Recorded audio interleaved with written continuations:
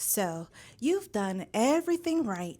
You have the successful career, the nice things, a life that looks perfect on paper.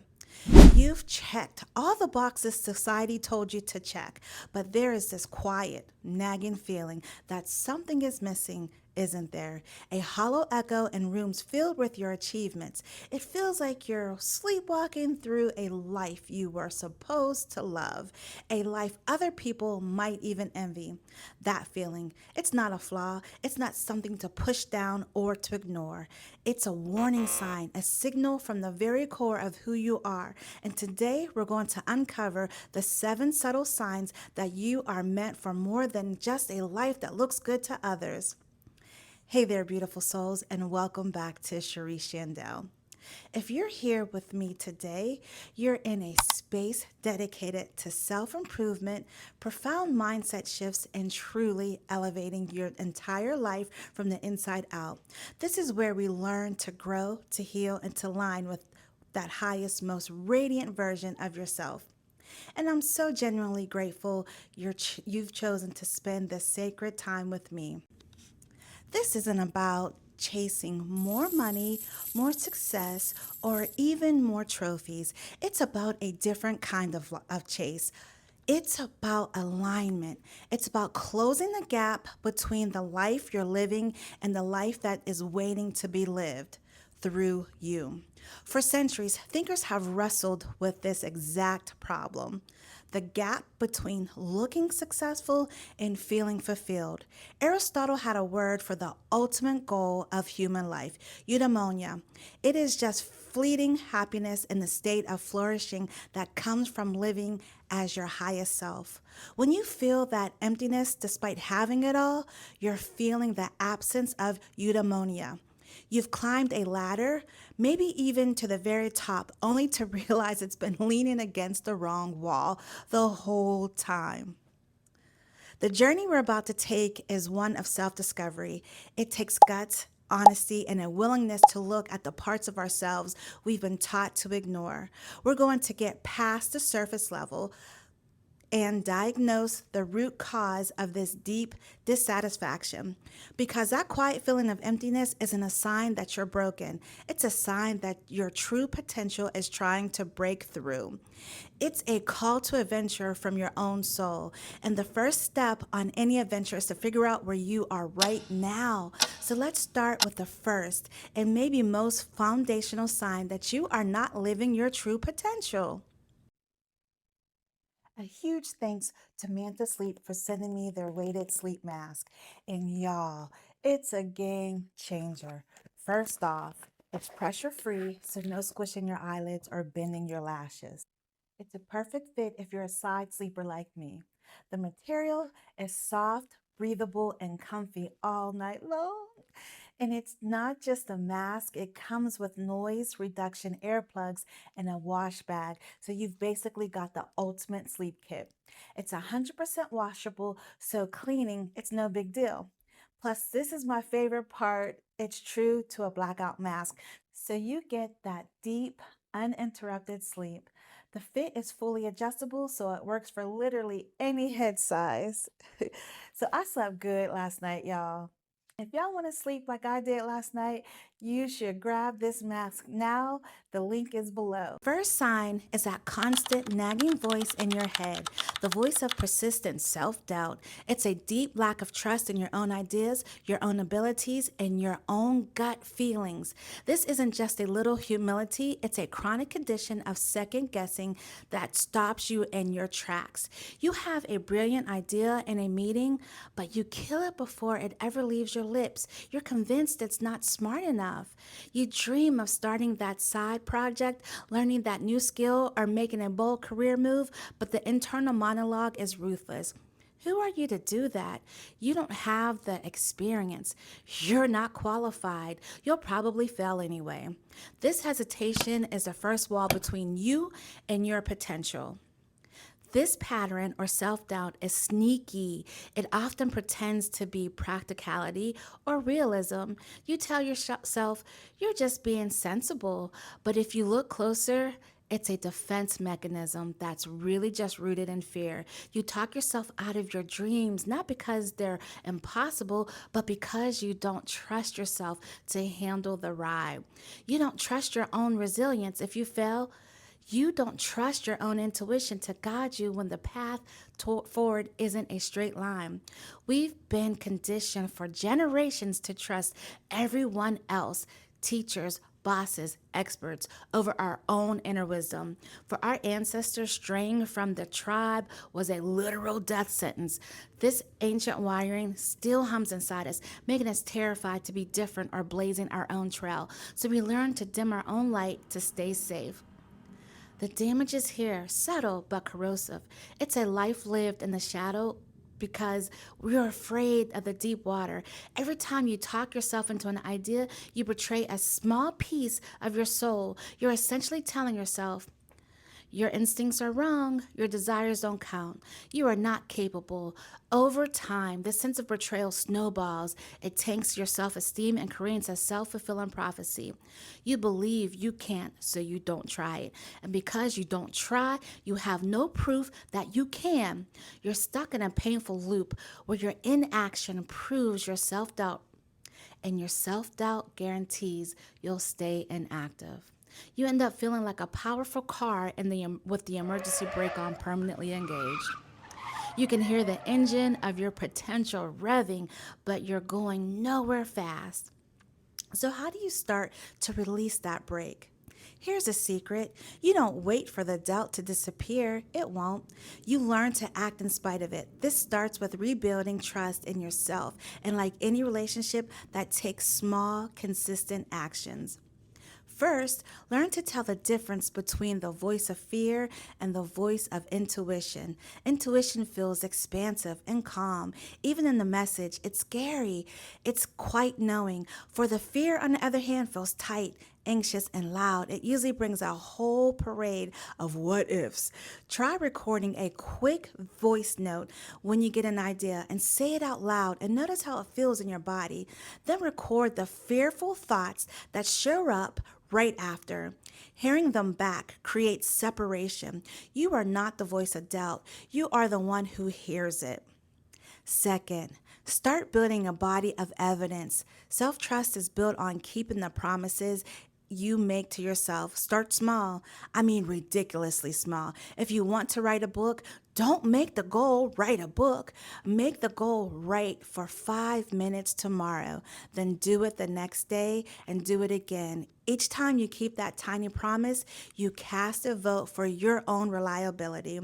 You're teaching your brain that you can be trusted. This is how the real confidence is built, not by waiting for it, but by collecting proof of your own capability.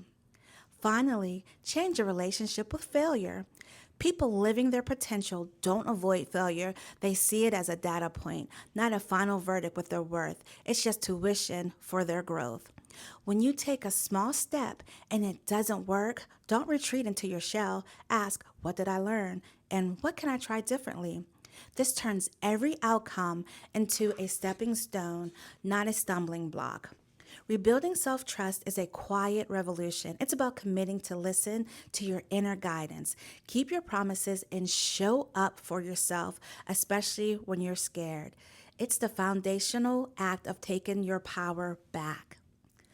The second sign is maybe the most confusing of all. It's the paradox of feeling empty in a life that's supposed to be full. You've reached the top of the mountain everyone told you to climb. You have the job title, the income, the house, the relationship, the whole picture of success. You post photos online of your friends, your comments, you're living the dream. And then yet, when the noise fades and you're alone, there's that hollow ache. It's the Sunday night dread, the feeling of being an imposter in your own life, and the nagging question, is this really it? This isn't just a bad mood, it's a spiritual crisis, and the slow dawning horror that the goals you've achieved weren't actually yours. They were borrowed from your parents, your peers, or societal script that says a checklist of accomplishments equals happiness. The sociologist Aaron Fromm talked about this as having as the having mode versus the being mode. You've spent your life in the having mode, collecting things, statuses, and experiences, but you've completely neglected the being mode, the part that's about cultivating your inner self, your essential nature. You've won the game only to realize you were playing on the wrong field. The result is a slow, creeping burnout. It feels like pushing a boulder uphill every single day, not because it's hard, but because you have no deep personal reason for doing it.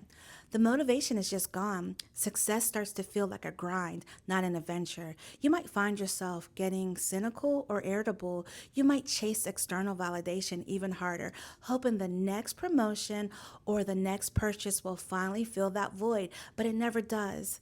This is the hedonic treadmill. The thrill of the new achievement wears off, and you're right back to where you started, just with a fancier title or a more expensive car. This feeling is a giant blinking sign that your life is out of sync with your core values. Prioritizing what the world values over your soul values. You achieve success, but you've sacrificed significance. And the pain of that trade off is finally bubbling to the surface. It's a wake up call that you are living a life that is fundamental. The solution isn't to do more, but to start unbecoming it requires the courage to question everything you thought you wanted. This is a process of deep reflection. First, you have to define what success truly means to you, away from everyone else's definition. Carve out some time for silence. Take a weekend or even a few hours and disconnect. Ask yourself some big questions. When do I feel most alive? What makes me lose track of time? If money were no object, what problem would I want to solve? What do I want my life to be about? Creativity, connection, freedom, service. Write down your answers without judging them. The point isn't to draft a new life plan overnight, but to start gathering clues to your authentic blueprint. Find your why. Second, start running small experiments in alignment. You don't have to quit your job to move to a new monastery tomorrow. The change can be subtle. If you realize creativity is a core value, but your job is all a spreadsheet, you can find a small outlet. Maybe take a pottery class, start writing for 15 minutes a day, or finally learn that guitar riff. These small actions are like tuning forks. They help you get back in tune with yourself. They introduce pockets of being into a life that's about having. Pay attention to how these activities feel. They shouldn't feel less like a chore and more like coming home. Finally, embrace the idea of a portfolio life. Most fulfilled people don't have one single, all consuming passion. They have a portfolio of activities that together scratch all of their different itches. Think of Julia Childs, who worked in advertising and for the government before discovering her love for French cooking in her late 30s and publishing her first cookbook at 50. Or Stan Lee, who was nearly 40 when he co-created the Fantastic Four and kicked off the Marvel Universe. Their success wasn't a straight line. It was a messy process of discovery. Maybe your corporate jobs found your passion for animal rescue. Maybe your stable career gives you the freedom to pursue your art on the weekends. Stop looking for the one perfect path and start weaving together a life that is rich, varied, and uniquely yours. Moving from external success to internal fulfillment is a radical act of self-love. It's choosing to listen to the quiet whispers of your soul over the loud demands of the world. The third sign you're not living your true potential is your life is run by a single terrifying question: what will they think? You're constantly looking for a thumbs up from others who are paralyzed by the fear of being judged. This shows up everywhere. You don't share your real opinion because you're afraid someone will think it's dumb. You say yes to things that drain you because you're terrified of disappointing someone. You hide your biggest dreams because you're afraid people will laugh at you. Your life becomes a performance, a carefully managed show designed to get applause and avoid criticism. You've become a chameleon, changing your colors to blend in. In the process, you've forgotten what your own color even was. This deep seated fear isn't a personal feeling, it's an ancient survival program. For our ancestors, getting kicked out of the tribe meant almost certain death. Fitting in was survival. We didn't face saber toothed tigers, but that part of our brain, the amygdala, still scans for social threats with the same life or death panic. So when you're terrified of what your boss, your in laws, or some random stranger on the internet will think, you're feeling a modern version of that primal fear. You're hardwired to want to belong. The heartbreaking part of this sign is that you slowly abandon yourself. Every time you swallow your words to keep the peace, you commit a small act of self betrayal. You're teaching yourself that other people's approval is more important than your own. This creates a massive internal conflict. You have your own desires and beliefs on one side and the role you think you have to play to be accepted on the other. Living in that gap is exhausting. It creates chronic anxiety because you're constantly policing yourself and trying to manage everyone's perceptions. And the tragic irony, by trying so hard to be liked, you make it impossible for anyone to actually know you. You end up feeling lonely and unseen, even in a room full of people. The only way out is to build a stronger internal source of validation. It's about shifting your center of gravity from what they think back to what you know is true. First, decide whose opinions actually matter. Right now, you might be giving the same weight to your wise mentor and some anonymous troll in the comment section. That's a recipe for insanity. Make a short list of the people in your inner circle, the handful of people whose wisdom and character you genuinely respect. Their feedback is worth considering. Everyone else's opinion is just noise. The simple act of sorting helps you stop outsourcing your self worth to the entire world. Second, practice what researcher Dr. Brene Brown calls getting in the arena. The fear of judgment keeps you in that cheap seat as a critic. The only way to beat it is to climb into the ring and be willing to get a little beat up. This means trying some small scale exposure therapy. Share one small, honest opinion in a low stakes conversation. Say no to the tiny request you don't want to do. Post about a hobby you love, even if you think it's nerdy. Each time you do this, you'll probably find that the world doesn't end. Or if someone does judge you, you survive. You are systematically teaching your nervous system that it is safe to be you. You're building your courage one rep at a time. Finally, and this is the big one, you have to get crystal clear with your why. When your motivation is tied to something that truly matters to you, other people's opinions start to feel very small. A high performing attorney I knew was terrified of leaving her stable but soul crushing legal career to become a health coach. She was paralyzed by what her old colleagues would think. We spent weeks clarifying her why. She realized her mission was to help people reclaim their health because she had watched her own father suffer from a preventable illness. Once she connected with that powerful personal why, the fear didn't vanish, but it lost its grip. Her purpose became a shield. When she felt that sting of judgment, she could return to her mission, and it gave her the strength to keep going. Ultimate freedom isn't about being immune to judgment. It is being so anchored in your own truth that the judgment of others can't knock you off course. The fourth sign is your body screaming for help, even when your mind is telling you to just tough it out. You are living in a permanent state of survival mode. This looks like chronic stress and anxiety that have become your new normal. You have trouble sleeping, either you can't shut your brain off or you jolt awake at 3 a.m. with a shoot of panic. You feel constantly overwhelmed, like you're always one step behind. Your days aren't proactive, they're reactive. You're just lurching from one urgent fire to the there's a constant low grade hum of dread about the future that you can't quite name. This is your nervous system stuck in flight or fight. This system was designed to save us from immediate threats like a predator. It floods our body with cortisol and adrenaline to get us ready to fight or run for our lives.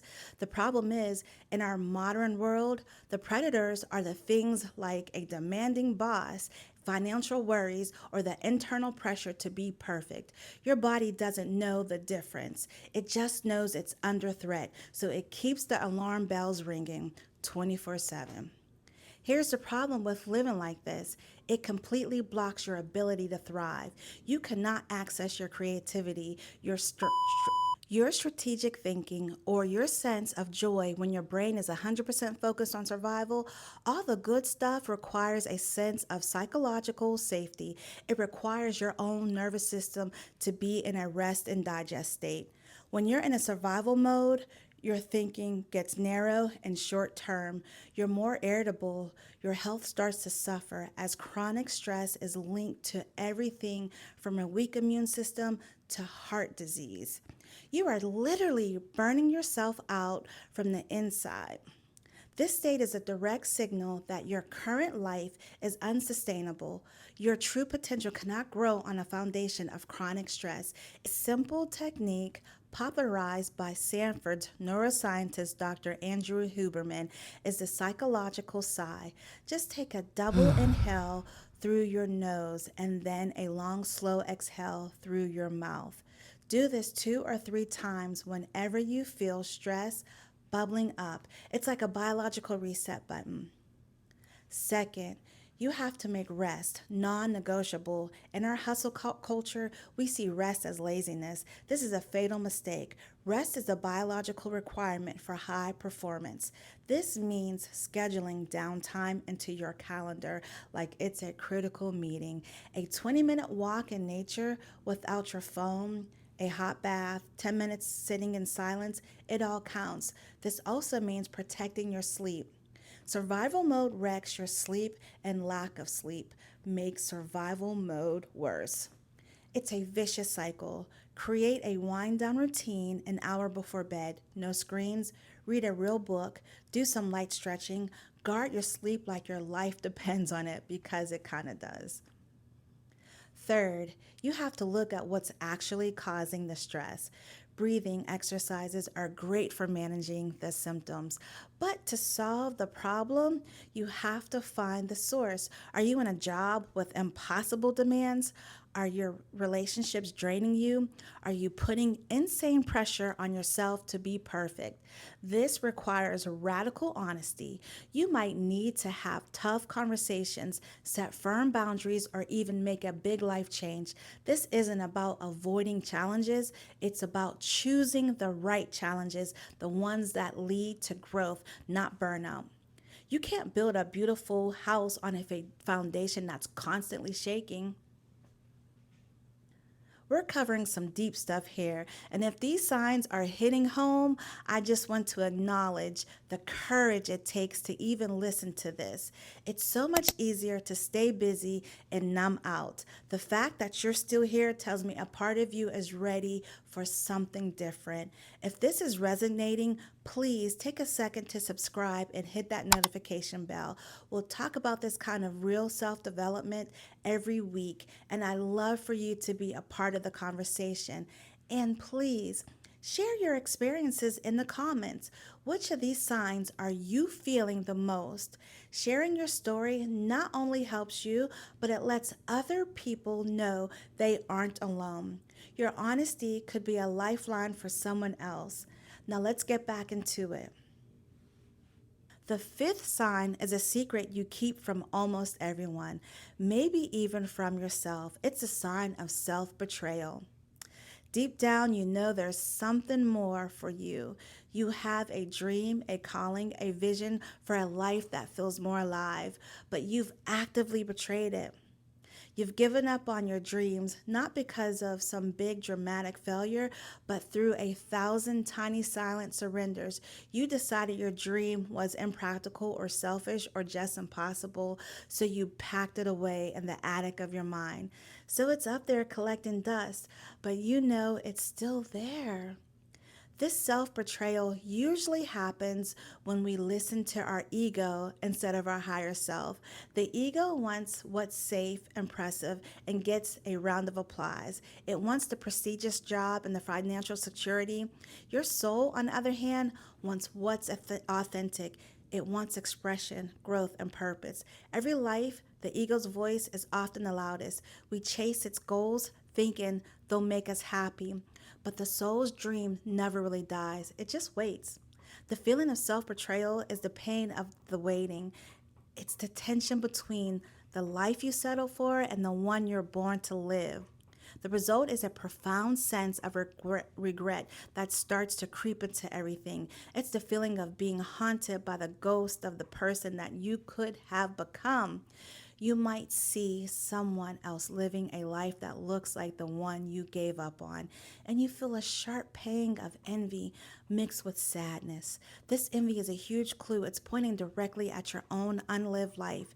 You might even become cynical or critical of people who are brave enough to follow their passions. It's a way to make yourself feel better about not following yours. This can lead to a quiet desperation, a feeling that your time has passed and you've missed your shot. But Colonel Sanders faced countless rejections before franchising KFC at the age of 65. His story is a powerful reminder that our potential doesn't have an expiration date. Ignoring this call is a slow spiritual death. It is the ultimate act of playing small. You are betraying the unique gift you were meant to bring to the world. The solution is to start the process of making peace with your abandoned dreams. This is a journey of forgiveness, rediscovery, and taking the first brave step. First, you have to forgive yourself. You made the best choices you could with what you knew at that time. Beating yourself up over the past decisions will only keep you paralyzed. Acknowledging the choices, have some compassion for the person you were back then, and decide to choose differently, starting now. You can even try a little ritual. Write a letter to your younger self, explaining why you made the choices you did. Then write a letter back from your wiser future self, offering forgiveness and encouragement. This goal is to drop the baggage so you can actually move forward. Second, gently dust off the old dream and see if it still fits. Our dreams evolve as we do. The essence of the dream is probably still valid, but the form might need to be updated. The person who dreamed of being a rock star at 18 might find that core desire was creative expression. Now at 40 and 50, you could look at writing, starting a podcast, or joining a local theater. Regaining your dream is not a rigid plan, but a source of energy. What was that feeling you were really after? Freedom, impact, creativity. How can you bring a tiny piece of that feeling into your life today? Finally, you must take one single tangible step to honor that dream. This is everything. Self betrayal is a pattern of inaction. The only antidote is action. If you dreamed of being a writer, your step is to write one single page. If you dreamed of traveling the world, your step is to open a separate savings account and then put $10, $20 in it. That step can be tiny. It's power and it's not in size, but what it represents, it's a declaration to yourself and the universe that you are no longer willing to betray your soul. It's a promise that you're ready to start again. That single act breaks that spell of hopelessness and opens the door to what's possible. It is the first step back to being yourself. The sixth sign is that persuasive feeling of being stuck, like a bird in a cage. And it might be a really nice gilded cage, a comfortable job, a stable life, but it's still a cage. You feel hemmed in by your circumstances, bored by the predictability of it all, and frustrated because you know you're not growing. This feeling is usually paired with a sense that you are playing small. You know you have more to offer, more talent, more value, but you hold back. You downplay your wins, swallow your best ideas, and you shrink yourself down to make other people feel comfortable. This stuckness is the emotional flatline of a live life inside your comfort zone. And let's be honest, the comfort zone isn't a place of real happiness. It's a place of stagnation that just masquerades as safety. We often end up here because we doubt our own worth. We look at people making a big impact and think, oh, they're special. I'm just me. That belief becomes a self imposed prison. Your mistaken stability for purpose and the routine that once felt safe now just feels like a life sentence. The danger of playing small is a deep seated frustration that can easily turn into resentment. You get frustrated with yourself for not being braver. You might start to resent other people who seem to be living bigger, bolder lives. This is incredibly draining because you are using a huge amount of energy to suppress your own life force. Imagine trying to hold a beach ball underwater. It takes constant effort to keep it down. That's what you're doing with your potential. This suppression shows up as boredom, restlessness, a feeling that nothing really matters.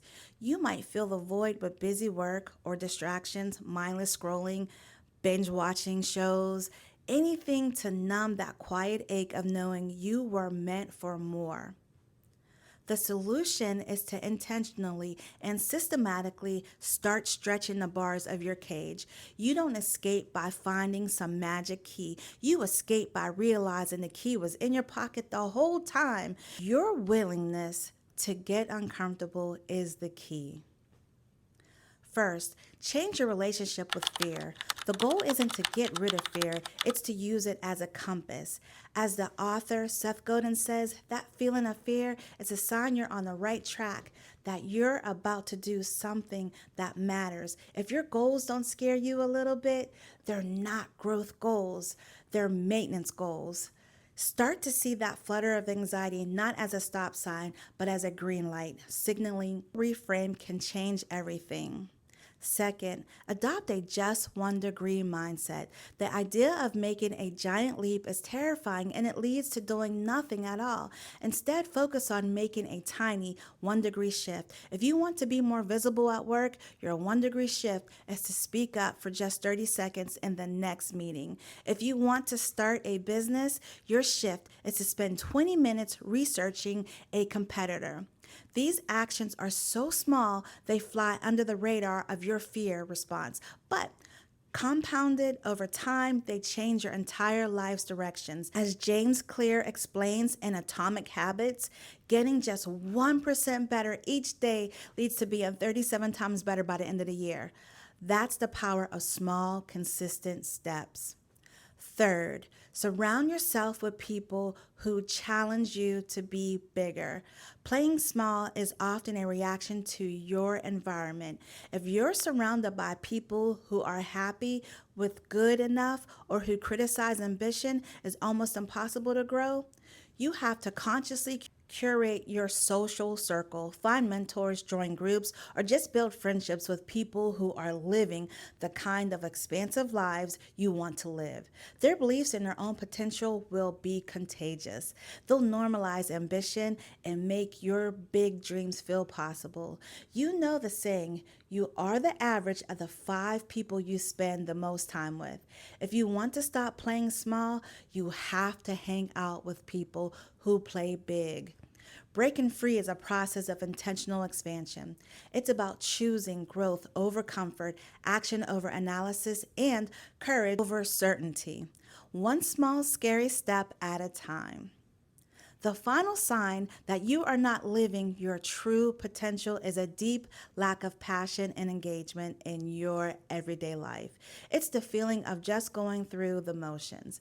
You wake up without any real excitement. You drag yourself to a job that doesn't light you up. You fill your evenings with passive entertainment because you're too drained to do anything else. Joy feels like a rare visitor. Passion is something you see in movies, but it feels completely disconnected from your reality. Your life lacks vibrancy. It feels like you're living in a black and white when you know there's a world of color out there. This isn't the same as having a bad week. This is a chronic state of disengagement. It's a sign you're settled for a life of fine. It means that what you do every day is fundamentally out of sync with what genuinely excites and interests you. Maybe you chose your career path for practical reasons. It was stable, it paid well, it's what your parents wanted, but you forgot to ask the most important question. Does this make me feel alive? Now, years later, the bill for that oversight has come due. Your soul is starving for something that matters to you, for a challenge that makes you want to get out of bed, for an activity that gets you into that flow state where time just disappears. The real danger here is a creeping apathy that can easily slide into depression. When you live without passion, you cut yourself off from a primary source of human energy. Life becomes a long to-do list instead of an adventure. This lack of passion bleeds into everything. Your relationships can suffer because you don't have the energy to be present. Your health can decline because you just don't have the motivation to take care of yourself. You become a passive specter in your own life, watching the days tick by with a growing sense of quiet despair. You've accepted a life that is merely tolerable when you were built for a life that is truly exhilarating. The solution is to go on a deliberate quest to rediscover your passion. This isn't about waiting for a lightning bolt of inspiration to strike you. It's an active process of exploration and experimentation. First, put on your curiosity detective hat. For a little while, forget the immense pressure of finding your one true passion. That idea is paralyzing for most people. Instead, your only job is to follow your curiosity, no matter how small or random it seems. Make a list of anything that sparks even a tiny flicker of interest. Is it ancient Rome? Bacon sourdough? Urban gardening? The science of sleep? Quantum physics? No topic is too weird or impractical. The goal is to just notice what grabs your attention. Then, for the next month, commit to spending a few hours just a week exploring one of them. Watch a documentary, get a book from the library, take a free online course. You're just gathering data on what energizes you. Second, revisit your childhood. What did you love to do before the world told you what you should do? Did you love to draw, build with Legos, write stories, or take things apart just to see how they worked? Often, our most authentic passions are buried in our early years before we learn to be so practical. That childhood love of building with Legos might point to a modern day interest in architecture, product design, or engineering. That love for writing stories might be a clue to a hidden talent for marketing or for journalism. These early interests are pure signals from your authentic self. Finally, create a passion project. This is a low stakes project that purely is for your own enjoyment with zero pressure for it to make money or become a new career. Pick one of your curiosities and create a small, real world project around it. If you're curious about photography, your project could be to take and share one of the photos every day for a month. If you're interested in sustainability, your project could be to turn your balcony into a mini vegetable garden. This does two critical things. It carves out a dedicated space for passion in your life, and it shifts you from being a passive consumer to an active creator. It's in the doing that passion is really ignited. Finding your passion isn't some grand revelation, it's a patient, joyful process of following your curiosity, trying things out, and slowly, intentionally bringing more color back into your life. So, we've walked through 7 powerful signs of a life that's being lived on low power mode.